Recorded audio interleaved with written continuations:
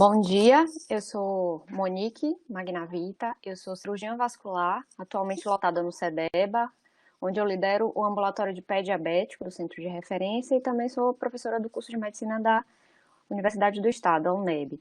E hoje a gente vai falar um pouco sobre a atenção ao usuário portador de pé diabético em tempos de pandemia.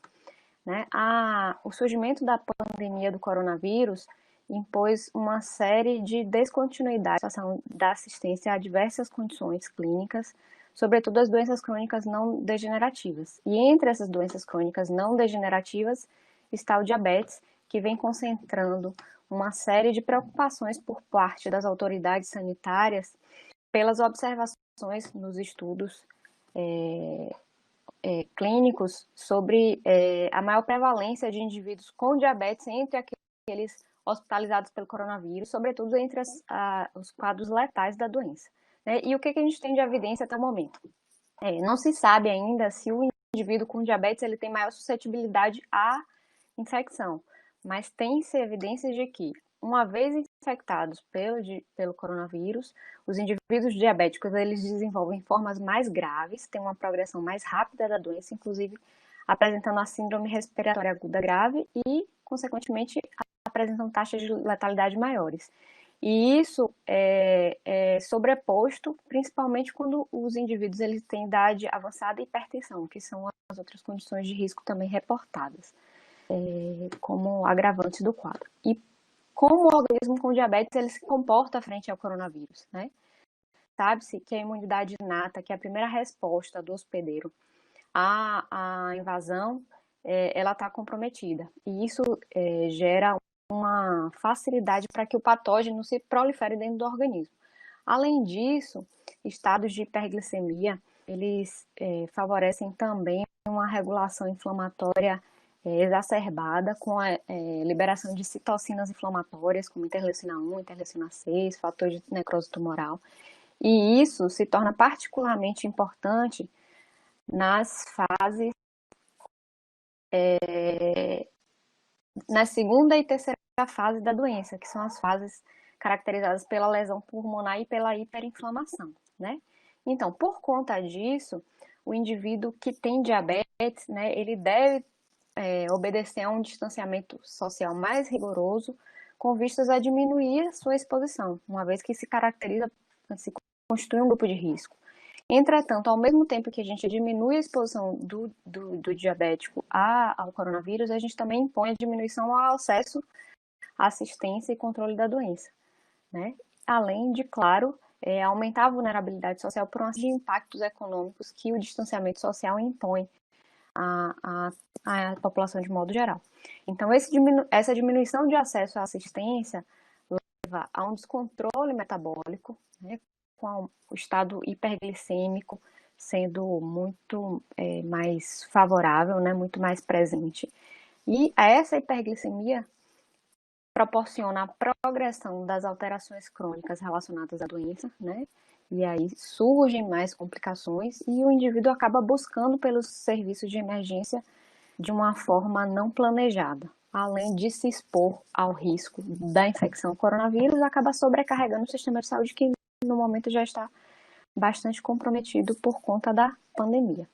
Então, nos indivíduos que têm diabetes e que têm pé diabético, isso se torna ainda mais exacerbado porque, além do estado de hiperglicemia, a neuropatia e a arteriopatia, que são as condições que determinam o surgimento das lesões, elas também fazem uma resposta inflamatória adicional, E, uma vez o indivíduo apresentando uma úlcera ativa, que gera risco de uma infecção secundária pelo fato de ter uma porta aberta para a infecção, além dessa infecção contribuir para aumentar o estado de hiperglicemia, gerando uma retroalimentação positiva da vulnerabilidade biológica, também pode levar à necessidade de uma busca por um serviço de saúde, criando uma demanda adicional. Então, nessa perspectiva, nesse cenário, quais devem ser os objetivos da assistência aos indivíduos portadores de pé diabético? Esses indivíduos eles precisam ser mantidos fora dos hospitais, tanto para protegê-los do risco de infecção, quanto para diminuir a sobrecarga dos equipamentos de saúde. Deve-se, além disso, assegurar as condições para o cuidado na comunidade, e isso deve ser pensado para além da questão do medicamento, né?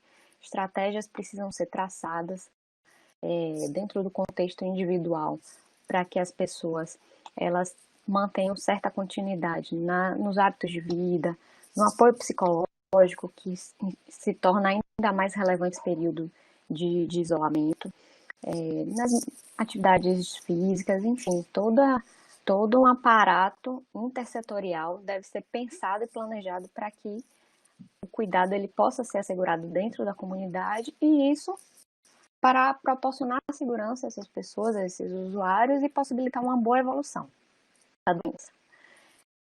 E o que precisa ser ofertado? Né? Precisa ser feito o suporte para o cuidado domiciliar, para além da receita, para além da oferta de medicamentos, né? Um encorajamento para a manutenção dos hábitos dentro da casa do indivíduo. Isso deve ser suportado pela equipe de saúde. Devem ser oferecidas condições para se melhorar as chances de salvamento do membro, e naqueles quadros em que não existe perspectiva de salvamento de um membro, né? A gente trabalha muito na perspectiva de se evitar uma amputação no contexto do pé diabético, um controle e uma redução de danos deve ser oferecido. E isso tudo pensando na garantia do acesso para as demandas que forem surgindo ao longo do caminho.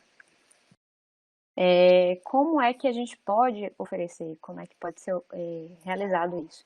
Uma série de estratégias tem sido pensadas no intuito de fazer um processo de triagem, né? E geralmente essas recomendações, esses protocolos, eles sugerem que isso seja feito de forma remota. Então, a triagem deve ser feita no intuito de buscar ativamente os indivíduos que tenham condições de maior fragilidade e vulnerabilidade. E no nosso contexto de saúde no Brasil, isso pode ser feito tanto na atenção primária quanto na secundária, para que aqueles casos que tenham condições mais graves ou de maior risco sejam referenciadas para uma avaliação presencial. Né? O Sistema Nacional de Saúde de Londres, ele sugere um modelo de estratificação que divide aqueles indivíduos que têm pé diabético entre aqueles que têm condições não ameaçadoras à vida e os que têm condições ameaçadoras à vida. As condições não ameaçadoras à vida seriam as úlceras de pé diabético não complicadas, né? As feridas sem infecção, sem sinais de isquemia iminente, e aquelas úlceras de pé diabético com infecção limitada, que não gere repercussões sistêmicas, sem sintomas e sinais, que façam pensar em uma infecção mais generalizada, né? Infecções localizadas, mais superficiais. Esses indivíduos com exceções, eles podem fazer o tratamento em domicílio, desde que seja ofertado telemonitoramento para acompanhamento da evolução, e junto às recomendações medicamentosas, deve ser feita a orientação para o cuidado local, que tipo de cobertura usar, como manejar a ferida, que periodicidade de troca de curativo, e aqui não saiu, e também em relação à descarga, né? A gente sabe que dentro da fisiopatologia do pé diabético e das úlceras neuropáticas, a retirada da carga, a retirada do peso sobre a região ferida é um ponto fundamental. Então, nesse momento de distanciamento social, o repouso para a retirada da carga sobre o membro, ela pode ser favorecida. Então, deve ser reforçada essa medida como uma das mais efetivas para a recuperação do indivíduo que tem diabetes e pé diabético. E uma vez se oferecendo esse tipo de assistência, não havendo resultado ou a evolução for desfavorável, aí sim referenciar esses indivíduos para a unidade de atenção terciária. Já as condições que são ameaçadoras à vida, quais sejam as úlceras de pé diabético com infecção severa, que seriam aquelas com extensão para além da ferida, acometimento de todo o membro, as lesões com isquemia severa, que comprometeriam a viabilidade do membro, as infecções acompanhadas de quadro séptico, paciente com sinais e sintomas sistêmicos, febre, taquicardia, alteração de nível de consciência, isso aí varia de acordo com a gravidade do quadro. E os quadros de isquemia aguda, eles já devem ser identificados prontamente para serem referenciados para as unidades de atenção terciária. Lembrando que condições como as úlceras de pé diabético com infecção severa, sepsis e isquemia aguda podem simular um quadro sistêmico, podem se apresentar com um quadro sistêmico que pode simular uma infecção viral, né? Um mal-estar, uma prostração, nem sempre o indivíduo tem febre por conta do imunocomprometimento próprio do diabetes, mas pode acontecer também a febre. Então, nessas situações, para além do referenciamento à unidade de atenção terciária, deve ser sinalizado a possibilidade de ter uma infecção sobreposta do coronavírus. Então, eles devem ir para a unidade com o cuidado de se fazer a testagem para o coronavírus, certo? E principalmente nos casos de isquemia aguda, porque temos visto na evolução da pandemia muitas pessoas apresentando como um primeiro sinal da doença um quadro isquêmico agudo, já que existe toda uma interação com o sistema de coagulação durante a infecção. Então, é importante pensar que essas pessoas que têm essa descompensação podem estar tendo uma infecção pelo coronavírus em sobreposição. E aí, como é que pode ser realizado isso? Eu vou relatar um pouco da experiência do CEDEBA, que é o Centro de Referência de Diabetes e Endocrinologia. Temos feito uma busca ativa pelos indivíduos, aqueles que teriam uma consulta presencial agendada, eles são listados e fazemos o contato telefônico para fazer uma triagem.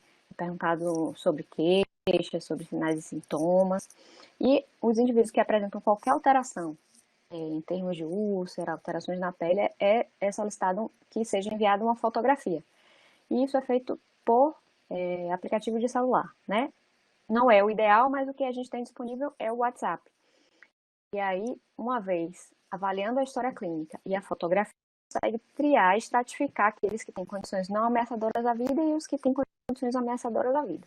As condições não ameaçadoras à vida são documentadas, esses indivíduos eles são planilhados para que a gente faça um acompanhamento periódico por telefone, quando necessário, a monitorização por fotografia, e quando há uma suspeita de uma condição mais grave ou uma necessidade de uma intervenção menor, esse indivíduo é convocado ao serviço com a estratégia de se programar uma visita ao CEDEBA no horário específico, em ambiente controlado, sem aglomeração, com horário marcado, para diminuir a exposição. E aí, seguimos o acompanhamento. Se há uma descompensação aguda, ele é referenciado para a unidade terciária.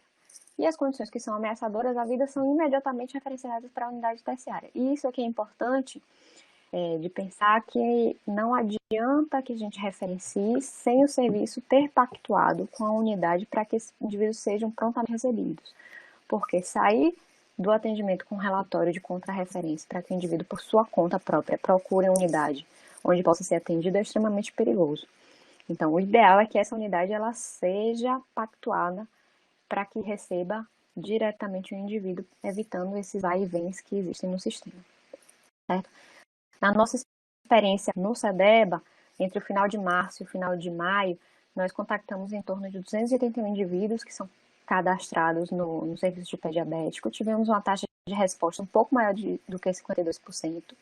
E conseguimos identificar um pouco mais de 1/3 de indivíduos com lesões ulceradas e com úlceras instáveis. E a partir daí planilhamos o acompanhamento para que eles fossem acompanhados a cada 15, 30, 60, 90 dias de acordo com a estratificação de risco. Além disso, também foi feita a busca ativa de sintomáticos respiratórios, pensando na infecção do coronavírus. Essas pessoas que tiveram algum sinal, elas passaram para um monitoramento específico e acompanhamento de acordo com a evolução dos seus sintomas. Esse processo ele é desenvolvido com usuários que são cadastrados no CEDEBA, no centro de referência. Para os demais usuários da rede, o CEDEBA também oferece esse suporte via a plataforma da Telesaúde Bahia, né? De modo que qualquer unidade de atenção primária pode solicitar esse apoio por meio da plataforma. E aí, nesse cenário, quais são os nossos desafios? A pandemia do coronavírus, ela veio para desnudar uma série de fragilidades que já existiam previamente ao coronavírus, né? No que diz respeito à fragilidade dos processos de comunicação, a fragmentação da atenção ao portador de doença crônica, a falta de articulação entre os pontos da rede. E isso são desafios que devem ser transpostos e devem ser pensados para além do período da pandemia, né? O coronavírus, ele só